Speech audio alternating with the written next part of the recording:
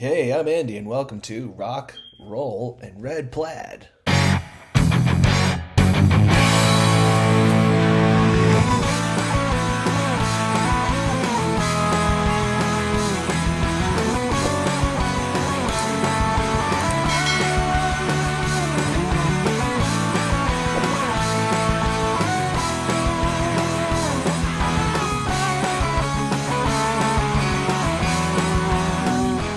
We are here on the Rock, Roll, and Red Plaid podcast. Oh my gosh, John Allen is in the house. What's up, dude? How you doing? Good, man. How are you? Good to see you again. John is an alumni of this podcast. John's done a bunch of amazing things. He is now and has been the frontman of a band called Stone Horses, and they got a new song called Make a Living, which is Yep. out tomorrow as this airs, Right. which will be March 20th. Be sure to check it out, everybody. So good to see you, John. It's been a year and a half, roughly, something like that, I think. Okay. Yeah. If you say so. I don't know. I'm This just last look. year's kind of Oh, been a I'm just. blur. I'm just looking at my old files here. I got them all in the archives there. Archives. That's very New Cool. England. Nice. Yeah. Like it. Yeah. Like Tell the us. Yeah. Tell us about the new track, "Make a Living," and I love the description of it in the trailers as it's being Bon Scott's love child. Love cat. that, dude. So tell us about it. I figured we joke around a little bit with it. Yeah, I mean, I'm a huge fan of AC/DC and Bon Scott. I love Brian Johnson too. But yeah, so I cut my teeth, early on. My first band's playing a lot of Bon Scott covers. We were really dumb. We covered every song that wasn't a huge hit here in the United States. Perfect. I think at one point we covered every song off Let There Be Rock, which a fantastic record, and we did Sure. most of Power Age, which I think is one of their best. But yeah, so this song kind of and has its roots in AC/DC and some other stuff, kind of some Bad Company or whatever. But it came about naturally. I plugged in a guitar to a tube amp, and it was loud, and the tone of the guitar just got me off. I was like, "Oh, this is something," and I just, you know, like recorded the guitar riff down, and then I started working on the verse lyrics came really easy. And I started thinking about like over the last year and a half, like people struggling out there and thinking about my own situation of being in the music business for a long time. And I thought about, the music business can be like a metaphor for life, right? It'll punch you in the mouth, every once in a while, but you got to get back up and live to fight another day, as it were, and just keep on plugging along. And that's kind of what this song is. It's kind of like like myself saying, "How can a man make a living?" Or woman, man is general humankind, I Sure. guess, Sure. mankind, but how can you make a living in this day and age? And jobs are going away, and now they're saying AI is going to replace a lot of stuff. Right. So this song was not created with AI. We play live without laptops. Like if our laptop gets stolen or broken, we can play. Wow. As long as there's Love that. electricity, and even if there's not electricity, we can grab acoustic instruments and we can play these songs. So Yeah. um this is a real rock record, man. It's an everyman anthem for the times we're living in. I love it. I love that you can be so dynamic with that. Like you said, if it's unplugged, no problem. No Mhm. laptop, no problem. So many. It's becoming rarer, for rarer and rarer. Yeah. It's Yeah. The yeah. band that, Jason and I had before, Charm City Devils, we were playing in New England. Mhm. We played in Connecticut and the God, I'm drawing a blank now, Hartford. Yep. And some fans of ours drove down from Boston area Okay. and they had missed our set.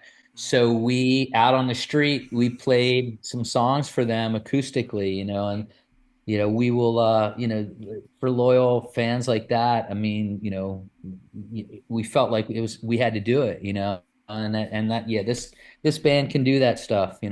Yeah, I love that. I love that. As regards the writing, and I know I can see the fruits of your labor behind you and all the writings there, as we all know. Mhm. How is if it is, your writing process different these days, or is it does it change from project to project, or is it just another idea that you've come along the way with, you know? I think it changes from song to song. I mean, like it really depends on there's no set kind of situation. Of course, early on when I started playing, we might bang our heads against the wall in a practice room for a month, working out the arrangements of these songs and whatnot. And nowadays that doesn't occur because I realized the error of my ways. I'd been in a band that a lot of the members of, the aforementioned Charm City Devils wound up in. We were a completely democratic band. So, meaning that when we would work on a song, I was a drummer at that point. Right. If the guitar player had an idea for my drum part, we would try that. And then same conversely, like if I had an idea for a guitar part or didn't like his guitar part, we all had veto power.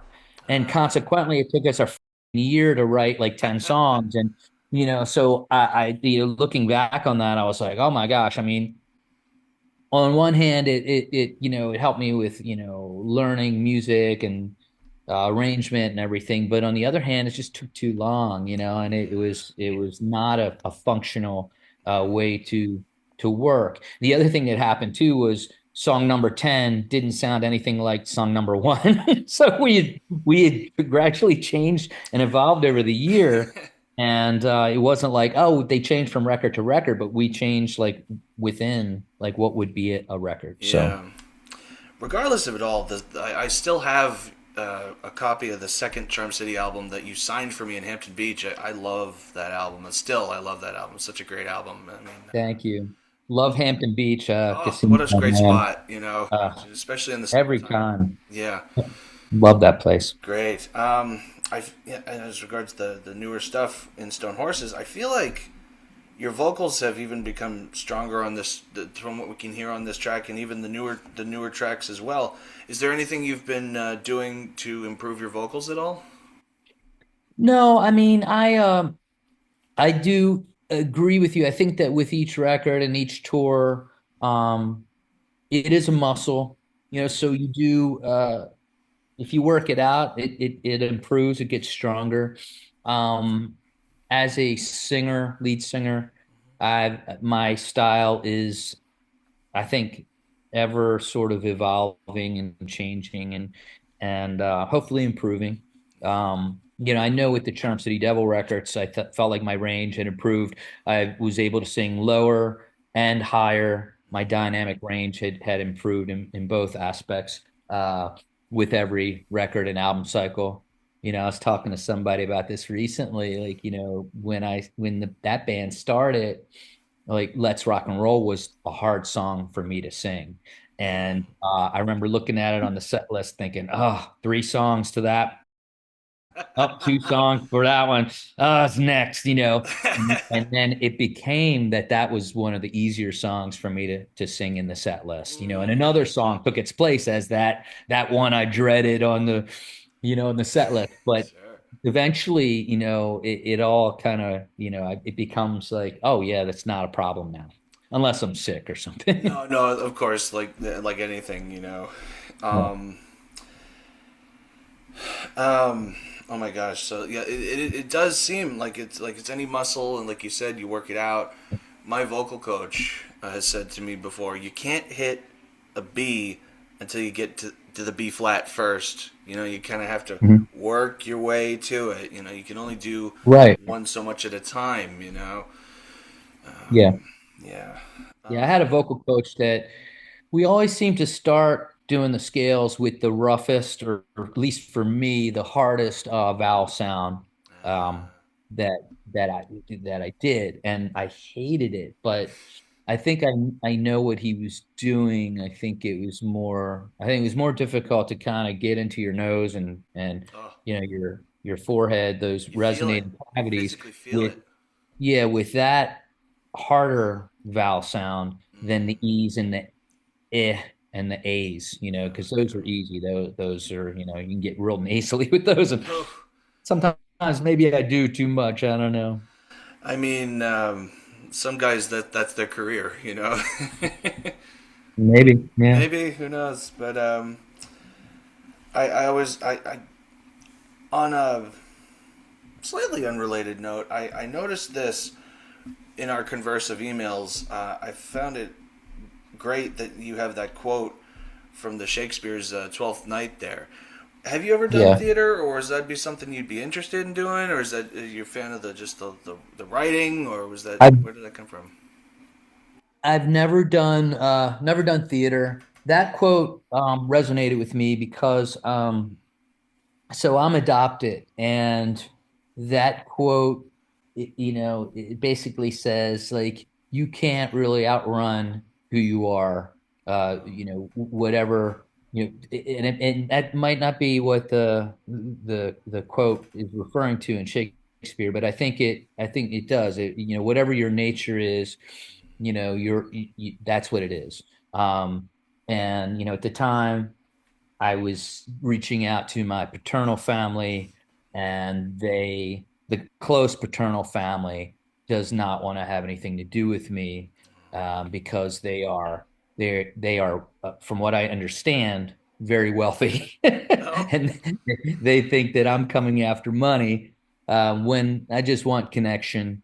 I just right. want them to know my birth father is long since dead. Sure, uh, he died very young, right. but his brother, is the patriarch of the family, and Sure. they just, he's told everybody to not have any kind of contact with me. And I just wanted to hear kind of like, hey, yeah, you remind me of him, and you do this like him, or you stand like him, whatever, Yeah, just like simple stuff. That if you're not adopted, I don't know that you can fully understand the questions, or the you sure. know the just the wonder, and about who am I, and that's where that quote came in. I was reading this book that had it in there, and I thought, oh wow, that kind of speaks to me. That's beautiful, John. Thank you for that. Really. Yeah. Um, I mean, that's the quote, like you said. It's kind of like any lyric to a song. It may mean something to the lyricist who wrote it, Right. but may take on a whole different dynamic once it reached the listener's ears. You know. Right. Yeah. Yeah. And I mean, that's the beauty of lyrics and lines, I guess. And there's got to be a relatability uh, portion to it. Sure. But so many times when driving down the highway, listening to a song, and it kind of, I'm like, oh yeah, that speaks to me, or that's me, and Yeah. I think those songs really work. There's that song from Queen off of A Night at the Opera, 39, which is a great kind of folky acoustic song. Mhm. To me, when the first time I heard it was coming home by train. So to me, Hmm. it's almost sounds like a railroad song, but really, Mhm. it's a folk song about space travel, being Brian May and his astrophysics and stuff. So like, it makes a totally Right. different spin, you know. Hmm. But I love that because it's so open to interpretation, like you said. I'm gonna have to listen to that track again, because Yeah. I haven't listened to that album in a long Oh, time. I one of got it my on vinyl over there somewhere. yeah, of course. Oh man, I don't think I got this to you last time we were here, so we'll hit it this time. I always love to do a nightmare gig versus one of the not favorite gig, but like a memorable gig. Is that for good and for bad? Are there any two on the flip side that stick out in your mind? Could have been from any band, anytime. You're I've got one smiling. that's probably I've got one that falls under both categories probably. Perfect. Uh, I was just talking about this one around Christmas. I was at a party, and some Sure. guy was telling me that his band had just played a kitchen, and I think that that that topped mine. But this one was it involves New England. Okay. So this was Charm City Devils, and our our first record was about to come out on 11/7. We had gone to New England. We had opened for Buck Cherry and Papa Roach at the big theater there in Worcester, Mass. And the next night, we were slated to already be on the Crew Fest tour. Oh wow. We were on the main stage. It was Wow. Motley, going backwards here, Motley, Godsmack, Theory of a Dead Man, Drowning Pool, and we were opening the main stage. Wow. So the Motley was doing a winter tour, Mhm. and they happened to be at the Mohegan Sun Mhm. a couple of days in front of St. Patrick's Day. Actually, like a whole week or so. Sure. And so they called all the singers for the main stage bands. Mhm. Theory of a Dead Man was already on the tour, so we were to go up to Connecticut and jump on stage with Motley, and they were filming it for Jimmy Kimmel Live, and that was going to go the next week, the next Friday, Okay. along with the announcement of the tour. Mhm. So, but we did that. It was fantastic. There's a whole story in there. The next morning, we had to get up and drive all the way back down here to Delaware to play this show for the radio station down here, Oh wow. hoping that they would play our single. And it was their St. Patrick's Day show Okay. at this venue. Mhm. So we drove. I hardly got any sleep the night before. That's kind of the story Sure. about that. It's more in depth, but I don't want to go on. No worries. It was like a 9, 10 hour drive down from Connecticut. We get there, and I'm like practically hallucinating. I'm so exhausted. I had like 2 hours of sleep. I didn't sleep on the car ride. I'm really out of it. And we pull up, and there's a staircase outside of this venue, a big like aluminum building. Mhm. And I go into the venue, climb up those stairs, go into the venue. It's on the second floor. Sure. I hired a sound man from our hometown that show up there just in case. Well, as soon as I walk through the door, he's screaming at me because there's no PA gear there. There's no monitors. There's no lights. There's like nothing there. They had a DJ rig that Sure. he was able to cut wires and cobble together. And I think he brought like 3 or 4 microphones. So we were Mhm. just basically like playing as loud as we could. And well, I put like earplugs in my ears just to hear Yep. myself. So he's yelling at me, whatever. He's like, you need to yell at your record label. I'm like, I'm not yelling at my record label. I'm happy to have a deal, you know? Right. Yeah. Uh, so I go back outside, and I walk down the stairs, and I walk around to the front of the building, and there's this big yellow like signs, and there's gas pumps. And I'm like, are we playing a gas station? It was a Shell gas station out front. I walk in the mini mart, and it's like a mini mart like normal, but it keeps going further and further back. So Oh if you know no. anything about the Eastern Shore of Maryland, it's always like fried chicken's a big thing Okay. down there.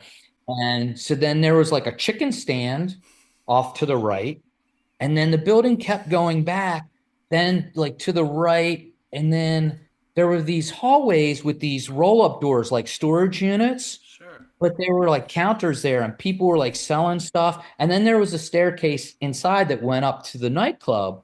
And I'm like, Okay.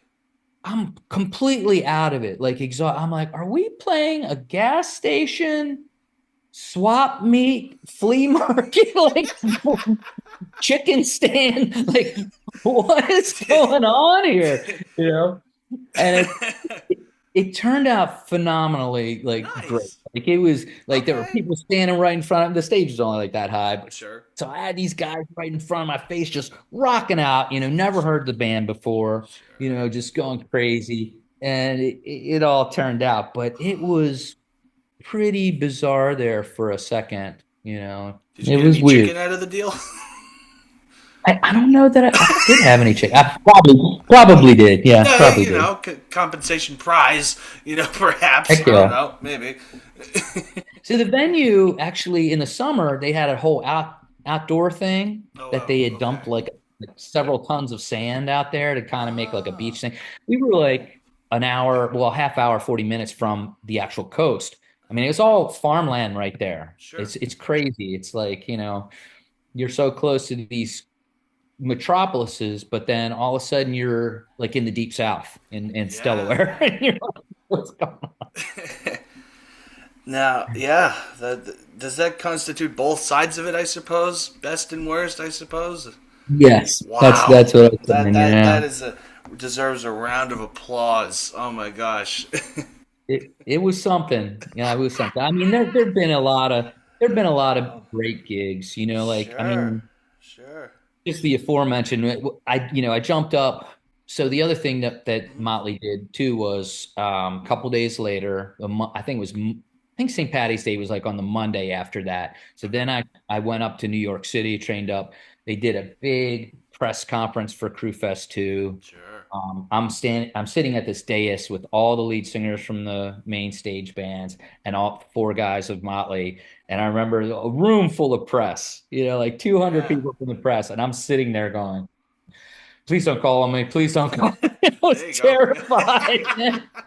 I did not want to be. Luckily, no one asked me a question. There I you go. recognized a couple people and I was like, please, please, please don't call on me. Don't. And he didn't. It was Jackie Bam Bam from Philadelphia. Okay. He's on the Yep. radio there. And thank Yep. God he didn't call on me. But yeah, and then that night I got to jump up with them again Wow. at Madison Square Garden, and that was a heady thing, man, because I was like backstage and I was looking around and it reminded me of the Led Zeppelin movie, Song Remains the Same, Hmm. the Hmm. backstage footage and Oh yeah. the Yeah. ramps where the limos came in and everything. Wow. That was a very cool experience. Trippy. I can only imagine. You know. Yeah. Yeah. I mean, speaking of all that and just so many icons and everything that we sometimes we brush with, you know. I mean, it Mhm. has Yeah. been a crazy year. We have lost a few, including Ozzy, within this like Yeah. lap of year. Did you ever meet Ozzy, or is there a story that maybe you somehow relatable? No. Never met the man. Me and my best friend, we used to marvel at how Ozzy just kept turning on new generations and new generations and generations. Oh wow. He was so amazing. I mean, from Black Sabbath through the Ozzy Ozzy, solo records, and then after Randy passed, he still kept going and kept the career yeah. just Yeah. it's something to be, it's just amazing. And we did go to he and I and our families a few years ago. We went to Ozzy's hometown, Birmingham, Oh yeah. England, and it was funny because Birmingham, Sure. um, Brum, as I guess they call it over there. It reminded me of our hometown of Baltimore. It Yeah. had been a very industrial, Yeah. big industrial center. Yeah. So you got this hardworking, working class and blue collar and everything, Yeah. and so I kind of felt a kinship with that town, and and of course, I mean, Ozzy growing up, where I grew up, listening to metal, we were all like Beavis and Butthead, like metalheads. And so Perfect. any Sabbath, any Ozzy, it was Sure. just, it Sure. was in our, you know, in our playlist all the time. Yeah. Yeah. Oh my gosh. Big That's influence, big, oh. like my first experience playing out, was it the first time one of the first times I ever had to play a long time. And this is, I was Yep. still a drummer. Sure. And we did a party at my friend's. It was his 16th birthday party, Okay. and so he was like, "Yeah, we're gonna have it at my brother-in-law's house in the basement, unfinished basement." We set Okay. up in the corner, and all these kids from our high school, they were all lining the walls, and they're like Mm-hmm. everybody's kind of like awkward. Well, we played our first set, and I didn't know anything from anything then. Like I didn't know how long you took a break for, or Yeah. even like writing set lists for everybody. And Mm-hmm. we played our first set, got done, started walking around saying hello to everybody. And then I was smoking like some pot with this one. I smoked some hash with that one, Sure. smoked some pot with that one. And like after a few minutes, I gathered up the guys and said, "Hey, let's go back and play again." Well, none of that indulgence had hit yet, Uh-oh. and I sit down. The first song was "Paranoid" Uh, by Sabbath, and I'm singing and playing it, and we okay. start, and the song is very repetitive, Sure. but it's only like I don't know, like a 3 minute Yeah. song, 3.5 minutes long. Even. Yeah. Well, we're playing it right in the middle of it. All of a sudden it hits me, and I'm like, I am really high right now. And I was like, and I'm playing way too fast. So I just went boom and I just slowed down like somebody put the brakes on a car, right? Guitar player comes and looks at me like, what just happened? Did John just Oh fall off the no. drum stool, right? And then Oh I'm dear. playing and I'm like, where are we? What happens? How do I end this How do I end song? this? It was like an 11 or 12-minute version Oh of no. Paranoid. Oh It no. didn't stop. I didn't know how to end it. I was so high, man.